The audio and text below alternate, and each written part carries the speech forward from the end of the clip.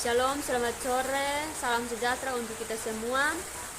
Halo teman-teman, perkenalkan nama saya Yorina Babu dengan nomor induk mahasiswa 205-2022-0053, kelas B, mahasiswa dari jurusan Psikologi, Fakultas Ilmu Sosial Keagamaan Kristen dari kampus Institut Agama Kristen Negeri Kupang. Pada video kali ini saya akan memaparkan dan membahas tentang terkait teori humanistik serta salah satu aliran ilmu psikologi yakni bernama Abraham Maslow.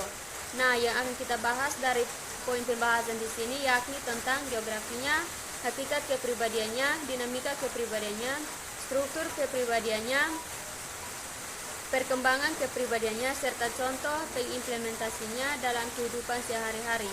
Nah, yang tahu lebih lanjutnya, yuk kita simak baik-baik dalam videonya.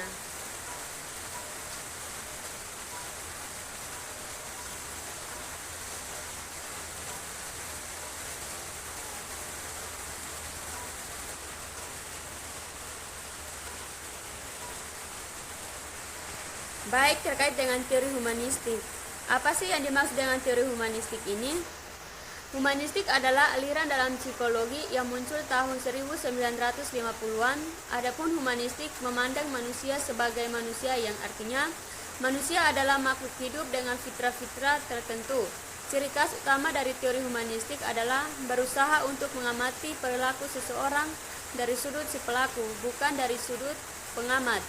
Sebagai makhluk hidup, manusia dari dalam dirinya sendiri harus melangsungkan, mempertahankan, dan mengembangkan hidupnya dengan potensi-potensi yang dimilikinya.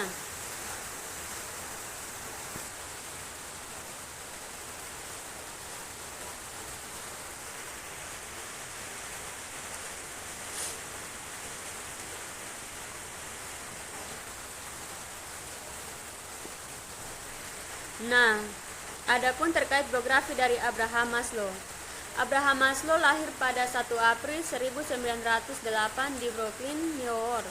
Maslow adalah anak sulung dari 7 bersaudara yang lahir dari imigran Yahudi Rusia. Abraham adalah anak tertua, didorong sangat keras karena ia diakui sebagai seorang intelektual di usia muda. Maslow sendiri merasa bahwa masa kecilnya relatif bahagia sendiri di lingkungan aneh. Dia berlindung dalam mempelajari dan buku-bukunya. Maslow menghabiskan masa kecilnya di Brooklyn. Di sekolah, Maslow adalah murid ilmiah dan berhasil mendapatkan tempat di City College of New York. Maslow awalnya belajar hukum untuk memenuhi keinginan orang tuanya, tapi ia menghadiri kuliah di Universitas Wisconsin. Di Wisconsin ia berubah tunduk ke psikologi, menerima gelar BA pada tahun 1930, gelar MA pada tahun 1931, dan PhD pada tahun 1934 di Wisconsin. Ia di Wisconsin dibimbing oleh Harry Harlow, seorang psikolog terkenal untuk karyanya pada perilakunya. Abraham Maslow mengembangkan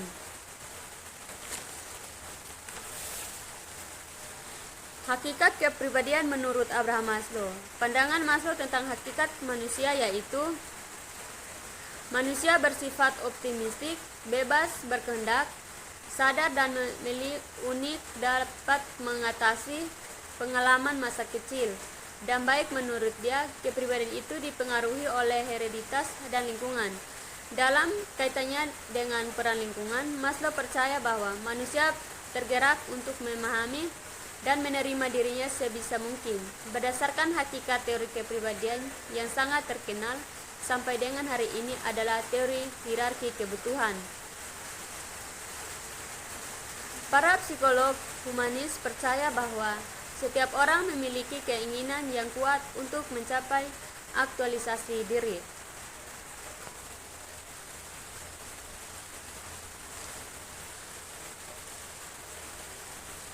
Baik, selanjutnya itu terkait pembahasan dinamika kepribadian Abraham Maslow.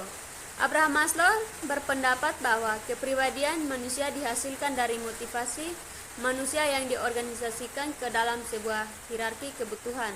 yaitu suatu susunan kebutuhan yang sistematis.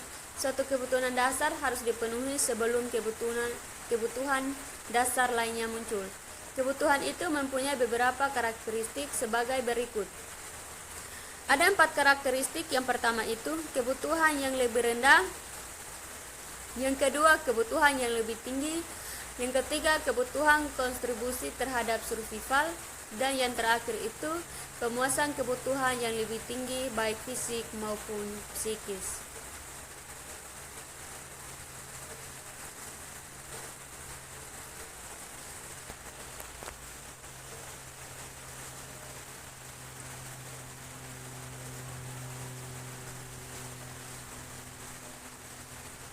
Baik, selanjutnya terkait teori struktur kepribadian. Menurut Abraham Maslow, manusia memiliki struktur psikologis yang analog dengan struktur fisik. Mereka memiliki kebutuhan, kemampuan, dan kecenderungan yang sifat dasarnya genetik. Kebutuhan, kemampuan, dan kecenderungan itu secara esensial sesuatu yang baik atau paling tidak netral. Dasar dari teori Maslow ini yaitu humanistik, yang menitik beratkan pada ranah kesadaran. Selain itu, menyesuaikan dengan kapasitas bawaan dari individu yang menjadikannya sebagai ciri unik individual. Orang yang dikaji oleh Maslow ini merupakan orang yang sehat dan kreatif, bukan seperti yang dikaji oleh psikoanalisis yaitu orang sakit atau abnormal. Struktur kepribadian Maslow ini berupa kebutuhan-kebutuhan individu yang dapat dijelaskan dalam beberapa bagian. Kebutuhan ini merupakan dorongan bagi manusia untuk berperilaku.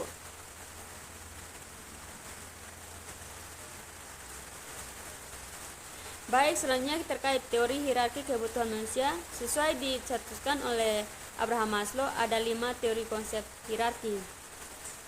Yang pertama, kebutuhan fisiologis. Kebutuhan fisiologis bersifat homeostatik atau bersifat menjaga keseimbangan unsur-unsur fisik.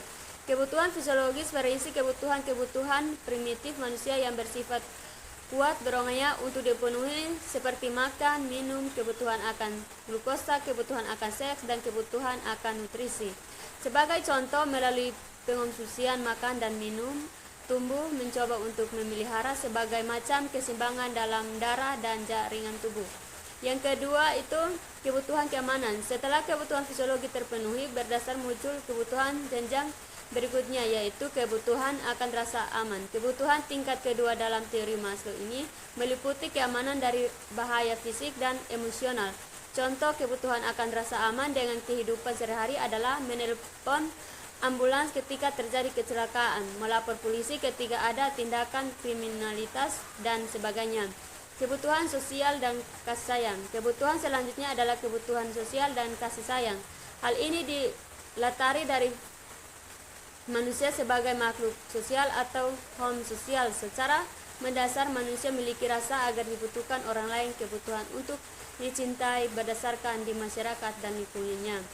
Yang keempat, kebutuhan penghargaan. Setelah kebutuhan sosial terpenuhi, muncul kebutuhan selanjutnya, yaitu kebutuhan akan penghargaan. Kebutuhan penghargaan ini merupakan penentu ego untuk marah, prestise. Hal-hal yang termasuk kebutuhan akan penghargaan ini menurut Maslow adalah kebutuhan akan status, pengakuan, reputasi, martabat, bahkan dominasi. Yang terakhir adalah kebutuhan aktualisasi diri. Setelah 4 kebutuhan telah terpenuhi, muncullah aktualisasi diri. Berikut perkembangan kepribadian. Menurut pandangan Maslow, terkait tentang perkembangan dari kepribadian itu dipengaruhi oleh hereditas dan lingkungan. Dalam kaitannya dengan peran lingkungan, khususnya di sekolah, dalam mengembangkan self-actualization, Maslow mengemukakan beberapa upaya yang sebaiknya membantu siswa menemukan identitasnya atau jati dirinya sendiri. Di antaranya, yang pertama, membantu siswa untuk memahami keterbatasan atau nasib dirinya, mendorong siswa agar mencapai pengalaman puncak dalam kehidupannya, memfasilitasi siswa agar dapat memuaskan kebutuhan dasarnya atau rasa aman, rasa berharga, dan rasa diakui, mendorong siswa mencapai pengalaman puncak dalam kehidupannya, dan membantu siswa untuk mengeksplorasi pekerjaan.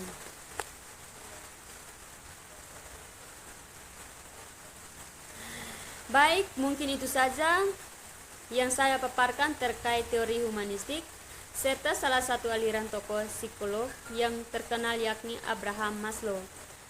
Akhir kata dari menutup video ini, adapun kata-kata bijak dari aliran psikolog yang terkenal itu yakni Abraham Maslow, itu hanya orang yang kreatif, yang fleksibel, yang benar